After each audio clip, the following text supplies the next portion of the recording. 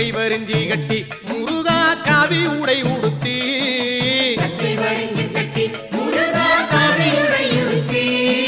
கொச்சகமும் அடிச்சி அழகா கோவனம் தானும் கட்டி